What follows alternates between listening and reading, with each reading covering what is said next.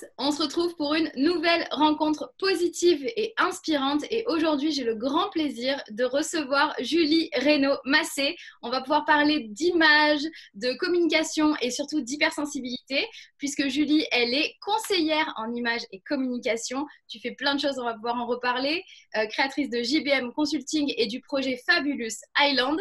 Bienvenue Julie sur la chaîne de l'énergie positive, comment vas-tu? Mais bonjour tout le monde, je vais très bien. Je vous appelle du soleil, donc en confinement, mais je suis ravie de partager cette expérience avec vous Eh bien, on est et ravis. de répondre donc à toutes les questions. Super. Alors, du coup, oui, tu es en direct de l'île Maurice pour ce confinement, c'est ça? C'est ça, oui. Ça, Où au moins, j'habite depuis 3 ans. super. Alors, oui, parce que tu es partagé entre la France et l'île Maurice. Donc, tu fais vraiment Oui. des interventions en France, des ateliers dans le sud de la France principalement. Et tu travailles aussi depuis l'île Maurice. Alors, est-ce que tu peux nous parler justement de ton parcours et comment tu en es venu à travailler sur l'image de soi et à lancer JBM Consulting? Alors, c'est une longue histoire. Alors, ça a démarré suite, alors ça c'est moins drôle, mais c'est l'histoire, suite à un événement dramatique personnel. Donc, nous étions 3 amis, donc JBM, Julie, Béatrice, Magali. Et nous fêtions chacune à cette étape difficile. On avait envie justement de construire un projet professionnel qui nous permettait d'être indépendantes et de pouvoir faire quelque chose qui nous passionnait. Et surtout par rapport à nos compétences communes et nos parcours professionnels, puisqu'on avait chacune des expériences professionnelles à ce moment-là. Donc moi, j'avais 24 ans à l'époque. On est tombé justement sur le concept de conseil en images personnelles et professionnelles, communication, qui à l'époque, en 2002, était totalement novateur. Donc il y avait Christina Cordula, je crois bien à l'époque, et une autre personne qui exerçait à Marseille et à La Ciotat, il me semble. Et voilà, donc c'est parti, le projet est parti autour d'un café, donc d'un café entre amis. Et on a suivi ensuite le projet qui s'est mis en place après d'autres événements un peu complexes, fin 2004. Trop bien. Alors aujourd'hui, c'est quoi JBM Consulting et qu'est-ce que vous faites pour aider les gens à... Alors, aujourd'hui, je suis toute seule, donc je travaille chez JBM pour JBM et donc toute seule depuis 2007. Après, nos chemins se sont séparés, mais l'histoire est partie donc de notre amitié. Qu'est-ce que je fais? Donc, en fait, je suis à la fois une agence de conseil en image communication où j'accompagne les personnes individuellement à mieux se connaître pour apprendre à se mettre en valeur grâce aux couleurs, aux vêtements, à la coiffure, au maquillage, donc toujours adapté à leur personnalité et à leur mode de vie, donc bien sûr accessible à tous les budgets. Donc on est vraiment dans un accompagnement au bien-être, à l'épanouissement, à l'estime de soi, à la confiance en soi. Et depuis le début aussi, j'ai commencé à faire des formations, donc je suis centre agréé au métier de conseiller en image et communication depuis 2004, où je forme les personnes à faire le même métier que moi. Donc aujourd'hui, c'est ma principale activité, je dirais, puisque j'ai fait le choix de vivre ailleurs dans le monde. Et ce qui me permet en fait de fixer donc des dates précises pour les formations métiers qui durent une semaine, ou alors pour des ateliers pour les particuliers, image de soi sur 2 jours, ou communication, confiance en soi aussi sur 2 jours. Donc sur Aix-en-Provence toujours. Ensuite, donc, c'est à développer sur notre projet de vie Fabulous Island. Et voilà ma principale activité. Mais bien sûr, ce que j'ai pu faire depuis donc maintenant 16 ans, j'ai beaucoup travaillé dans les collectivités. Donc ça, c'est un métier ce métier-là m'a toujours plu parce que c'était vraiment dans l'aide et pas seulement sur la mode, l'esthétique. Donc c'était vraiment axé sur ces 2 aspects. Donc, pour les collectivités, dans les associations, dans les services de réinsertion, dans les écoles, les lycées, dans les entreprises, bien sûr aussi, où vraiment, je pouvais toucher un public très large. Donc, c'est juste depuis 3 ans où je ne peux plus tout faire. Donc, ça, c'est un choix de vie. Donc, c'est aussi lié à mon parcours personnel. Donc, j'ai pu voir vraiment ce métier se développer et vraiment être accessible à tous, et notamment dans le métier de la formation. Donc là, ça rejoint aussi l'hypersensibilité et la manière dont chaque personne se perçoit aujourd'hui et met ses priorités. J'ai vraiment tout type profils personnels et professionnels qui viennent en formation. Alors, à l'époque, c'était totalement novateur, hein, donc c'était plutôt réservé au domaine de l'esthétique, prêt-à-porter, coiffure, esthéticienne, etc.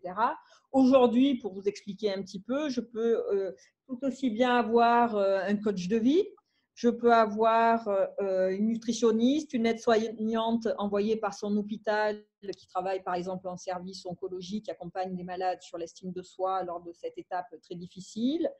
Je peux avoir des personnes en totale reconversion. Donc ça, c'est magnifique puisque je me retrouve face à une grande majorité de femmes, je dirais, qui souhaitent s'épanouir dans leur domaine professionnel. Donc, qui peuvent lâcher, par exemple, un métier de cadre, je dirais, avec un salaire conséquent, mais qui aujourd'hui ne leur correspond plus. Donc, j'ai beaucoup de personnes en reconversion et avec cette ouverture d'esprit et ce besoin d'aider les autres. Voilà. Donc là, bien sûr, on revient sur l'empathie, l'altruisme, la sensibilité, tout ce qui touche à la personne et à l'être. Donc, ce qui est beau dans mon métier, vous voyez, ça me donne des frissons, c'est de pouvoir vraiment allier l'être et le paraître. Et c'est vrai que par rapport à il y a 16 ans, au départ, on n'était pas du tout dans cette remise en question, dans le regard sur soi, le développement personnel. Alors, je me suis accrochée parce que c'était vraiment novateur et ça n'a pas été facile pour nous trois et après pour moi toute seule aussi. Mais aujourd'hui, comme on le sait, encore plus, c'est très actuel en cette période qui nous arrive.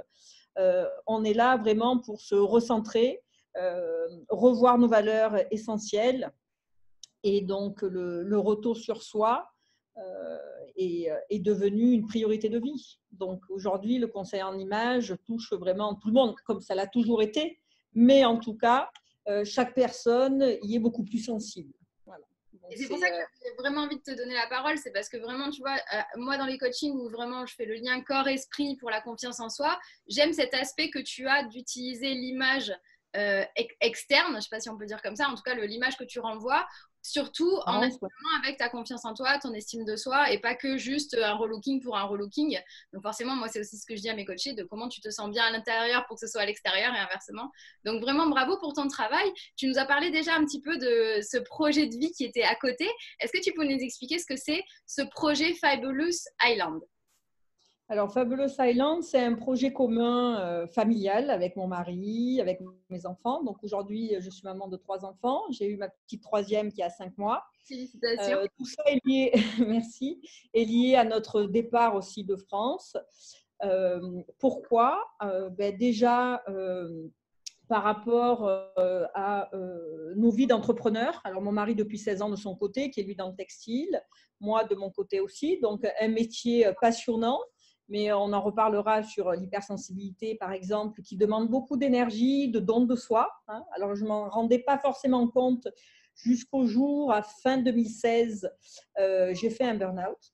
Alors, je dirais pas lié à mon métier, mais plus à une fatigue psychique extrême, qui a aussi mis le doigt sur mon hypersensibilité, que je n'ai pas du tout identifiée à l'époque, mais qui en tout cas est beaucoup ressortie chez mon fils, mon petit garçon Gabin qui a 9 ans.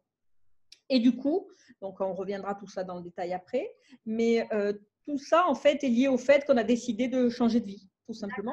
Donc changer de vie, Fabulous Island, donc le départ sur une île, d'où Fabulous Island, mais cette île-là au départ, peut-être dans 10 ans une autre ou dans 5 ans, peu importe. Et le but étant notre projet de vie de relier donc nos valeurs essentielles de bien-être, de bon vivre, de partage, de famille, de santé, aussi de fête, parce qu'on aime vivre avec mon mari.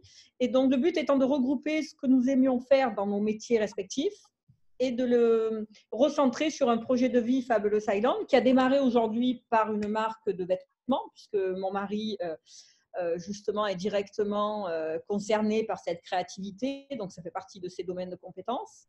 Pourquoi l'île Maurice? Parce qu'aussi par rapport aux usines de production.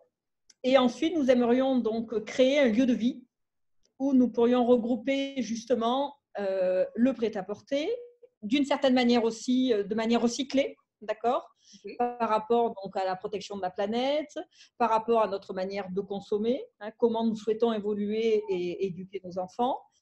et lier donc aussi mon aspect coaching, communication, confiance en soi, estime de soi, et aussi donc un lieu de vie qui relie finalement nos valeurs d'échanges, de rencontres.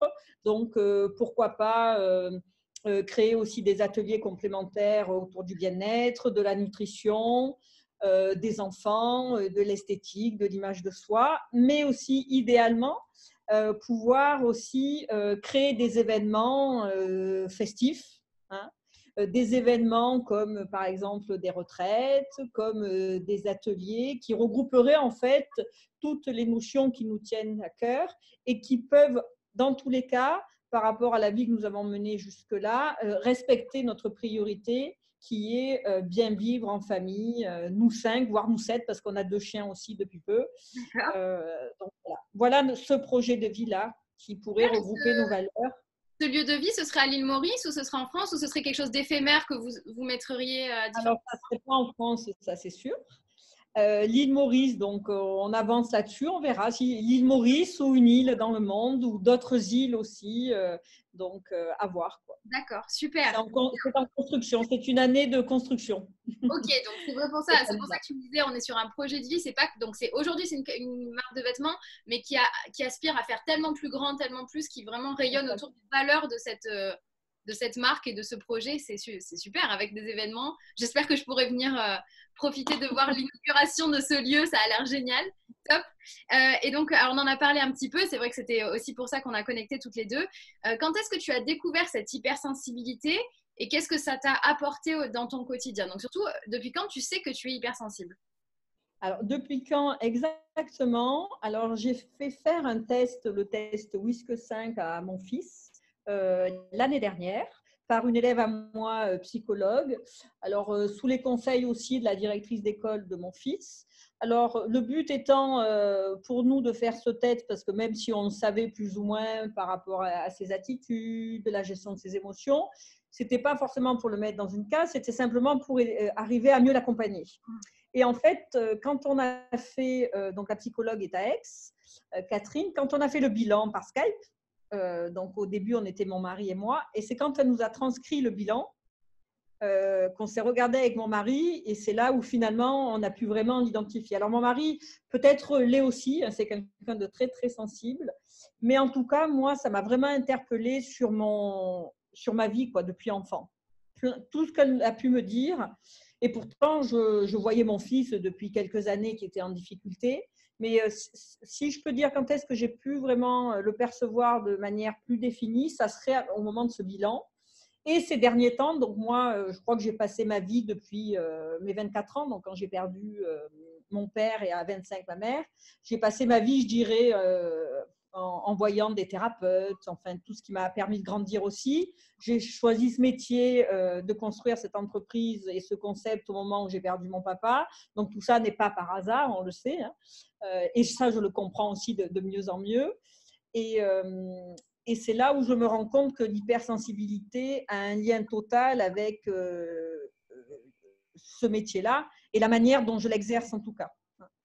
Et c'est suite aussi donc à ce burn-out où j'ai vraiment compris, alors que le burn-out c'est fin 2016, hein, donc j'exerce depuis 16 ans, donc c'est assez récent, où j'ai compris aussi l'énergie que je pouvais donner en travaillant. Et je ne m'en étais pas du tout rendu compte. Et donc, c'est par la gestion de mes émotions pour récupérer de ce burn-out que j'ai aussi compris qu'il y avait une part d'hypersensibilité chez moi.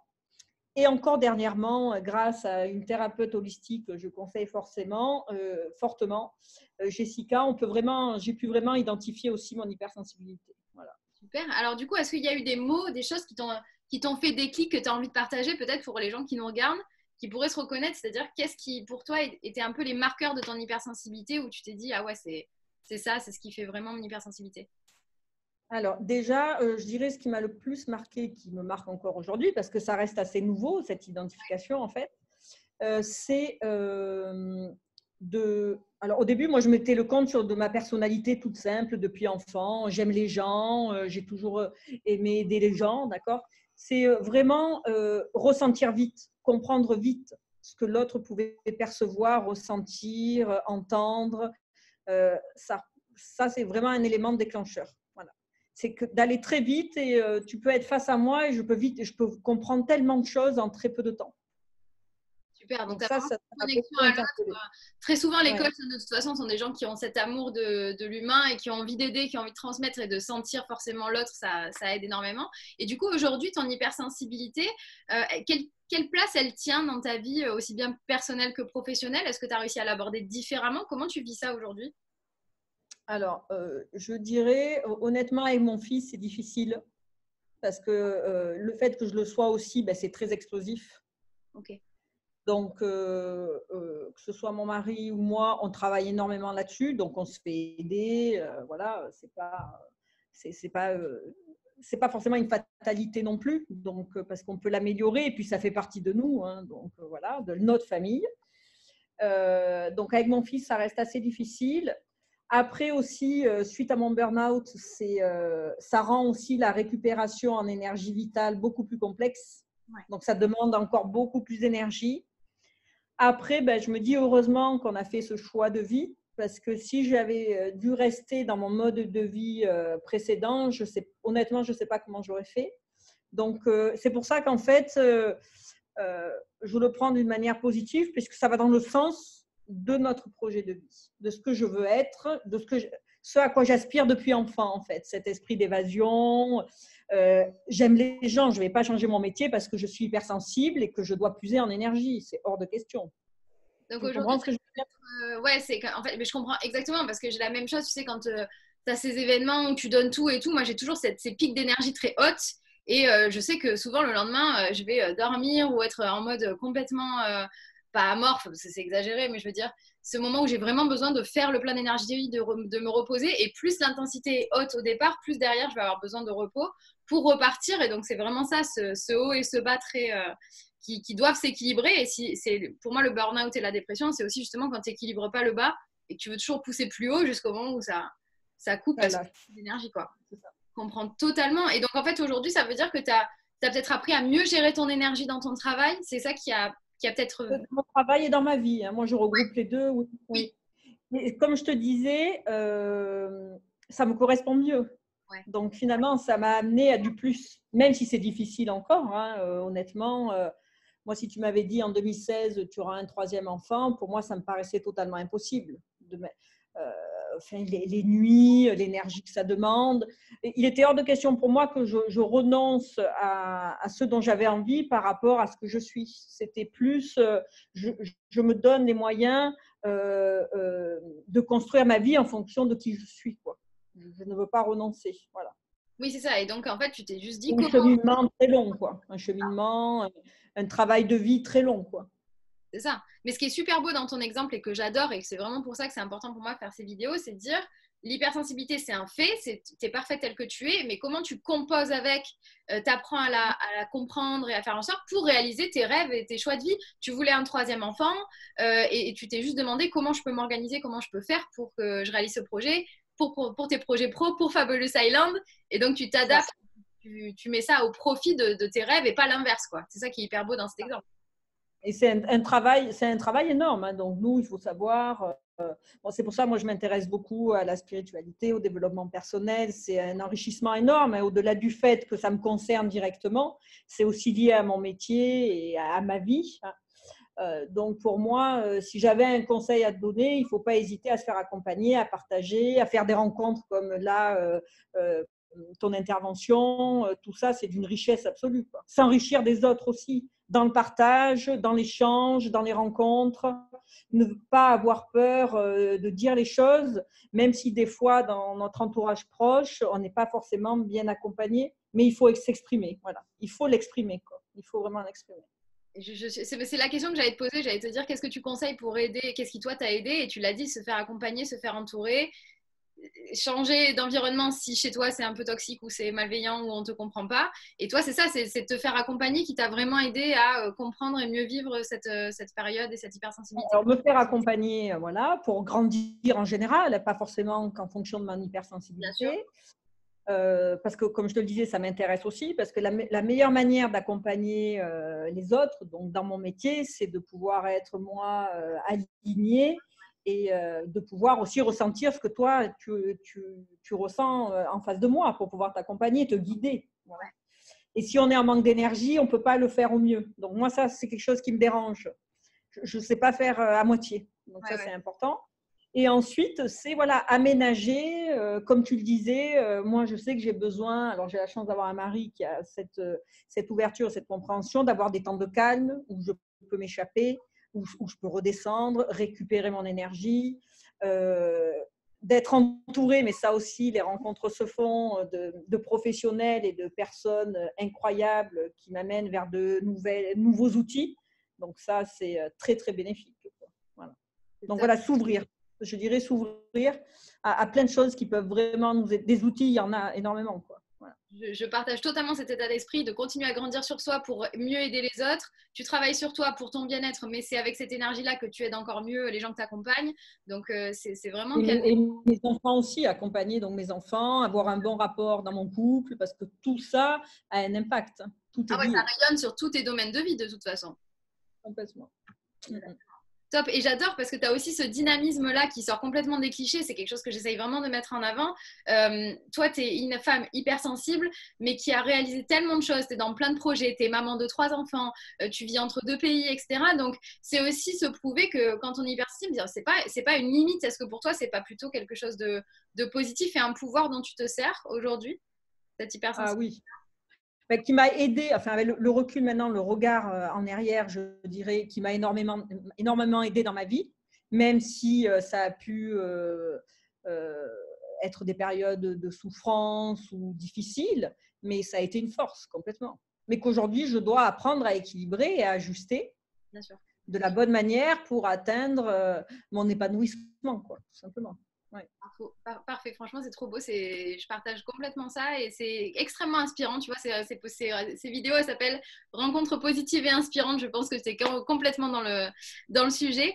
Je voudrais savoir si, avant de terminer cette interview, si tu avais un conseil pour toutes les personnes qui nous regardent, le premier step pour améliorer son image de soi, qui est vraiment ta spécialité, qu'est-ce que tu conseillerais aux gens qui nous regardent? Alors, pour améliorer l'image de soi, c'est apprendre à se regarder avec bienveillance. Et c'est pour ça que nous, que ce soit en atelier, en formation, en forfait individuel, c'est accompagner la personne à mieux se connaître. C'est-à-dire, il est complètement pour moi, je dirais, inutile de vouloir copier, de vouloir faire comme une personne, sans passer par la case « j'apprends à connaître mon corps ». Et j'apprends à utiliser des outils pour savoir le mettre en valeur au mieux. Alors, au mieux, ça ne veut pas dire ressembler à X, Y ou à Z. C'est se valoriser au mieux soi. Et il n'y a pas, personne ne se ressemble, il n'y a pas de copier-coller. Et accepter son image, c'est aussi ne plus être atteint par le regard de l'autre. Et quand on est hypersensible, déjà le jugement est très dur et c'est une phase très difficile. Donc, je dirais que l'image de soi, encore plus pour un hypersensible, va vraiment travailler la confiance en soi et l'estime de soi, donc va rééquilibrer cette force. C'est une des premières étapes à choisir pour avoir un meilleur équilibre en soi, quoi, je dirais. Alors, super, merci pour ce super conseil qui est… pour moi, tu as des paroles d'or parce que vraiment, tout est dit et c'est dit d'une très, très belle façon. Un très grand merci, Julie. Déjà, si vous voulez continuer à travailler sur votre image de soi, votre communication sous toutes ses formes, je vous invite à aller découvrir davantage Julie. Je vous mets le lien de son site internet jvm-consulting.com. Tout est le lien dans la bio de cette vidéo. Tu peux retrouver aussi Julie sur les réseaux sociaux, notamment sur Instagram à Julie Coaching X. Et avant de terminer, je voudrais te poser une dernière question.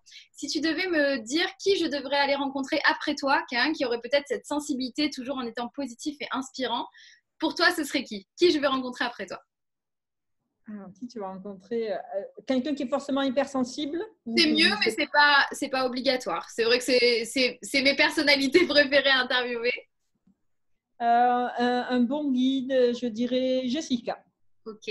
Jessica, comment? Jessica, alors que tu retrouves sur Instagram et qui a un blog aussi à Sika, 2SIKA, qui est un bon guide de vie, je dirais, pour apprendre à bien se connaître. Parce qu'on a beaucoup de guides, que ce soit par l'image, que ce soit sous différentes formes.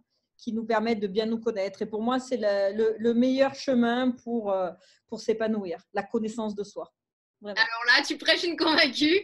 Donc forcément, top. Merci beaucoup pour cette recommandation. Merci encore pour ce partage, Julie. C'était un excellent moment partagé avec toi pour voilà, tout ce que tu nous as dit sur l'image de soi et l'hypersensibilité. Un immense merci. Je vais t'inviter à m'accompagner pour le mot de la fin, le Pump Kiss. On va pouvoir terminer cette interview. Donc, n'oubliez pas, mes pumps, d'être be pumps, be positive et surtout be yourself. Vous êtes parfait tel que vous êtes. N'oubliez pas de faire votre hypersensibilité une force et de prendre confiance en vous et de vous aimer. Voilà, comme le disait Julie, d'apprendre à vous connaître pour en faire quelque chose de merveilleux. Et nous, on va vous faire plein de gros bisous. T'es prête avec moi pour faire le décompte? Attention, avant le pump kiss. C'est parti. 3, 2, 1. Pump kiss! Merci beaucoup, Julie. Mouah. Gros bisous à tous. Merci à toi. Merci à tous.